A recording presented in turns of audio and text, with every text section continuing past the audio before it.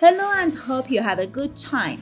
Today we want to talk about the fear of struggle. It is not considered abnormal or disturbing. Understanding and accepting the principle that fear of struggle is not a personality disorder is crucial. But if this fear is so severe that it forces you to give up and neglect your rights in order to avoid conflicts, you should definitely do something to get rid of this fear. Normal people have no desire to get involved and fight. As a normal person, we are not and should not be happy to engage in conflict and participate in it because we may harm ourselves, others, or both. However, some people are less inclined to engage in physical conflict than others. They like to avoid any effort or movement towards any conflict, and of course, this will make the thought of any physical struggle and conflict seem terrifying and frightening to them.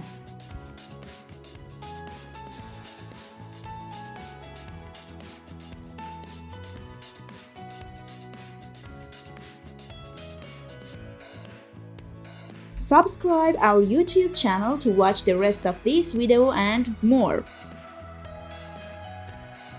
Why are we more afraid of struggle and a sense of conflict than others? The answer to this question lies in the following four possibilities. One or more of the following reasons may make you afraid of fighting. See everything to get to know yourself better and get rid of this feeling of fear in the fight. The first one is excessive suffering and fear. Are you a very quick and extremely sensitive person? People with a high rate of irritability tend to avoid any physical conflict compared to other ordinary people in society and clearly express hatred and avoidance of struggles. If you are an extremely irritable person, it is probably one of the main concerns. In life, you try to avoid fighting and any intense physical conflict at any cost.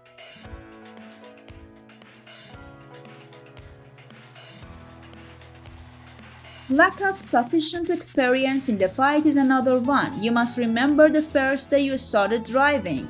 Were you not a bit scared? I'm sure you were much more scared than the day you are now after a few years of driving comfortably. By doing a continuous activity, it creates and shapes that you have successfully completed several times. If you have never been in a physical conflict before, then you will most likely feel more fear in a conflict than people who take part in a few struggles every day.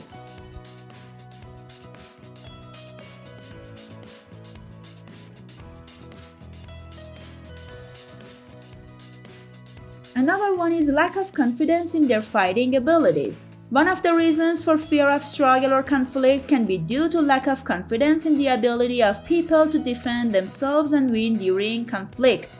As a result, whenever you feel you have 100% confidence in your ability to fight, you never feel scared again. Practicing any type of martial arts can reduce this fear over time.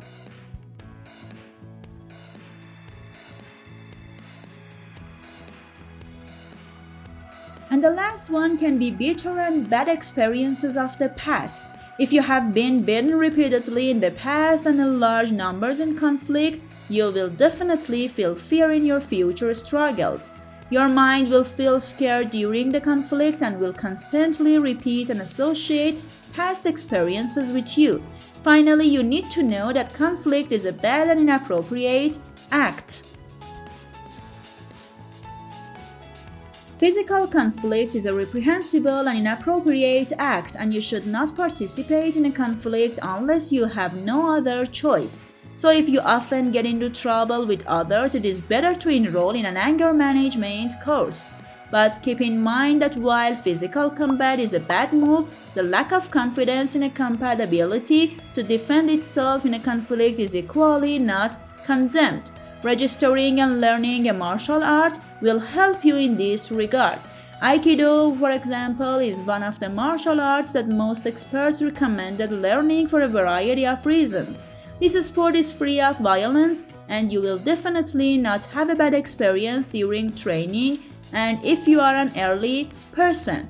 Aikido is a 100% defensive art, meaning that you are not an attacker but hitting while performing techniques is part of this martial art.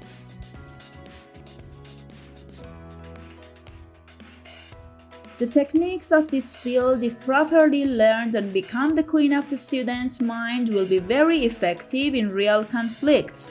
Of course, the only criticism of this discipline is that it takes more time than other martial arts to find the necessary skills and expertise in the correct execution of techniques. And finally, remember that of course no activity, whether sports or non-sports, will be fruitful without practice, effort and perseverance.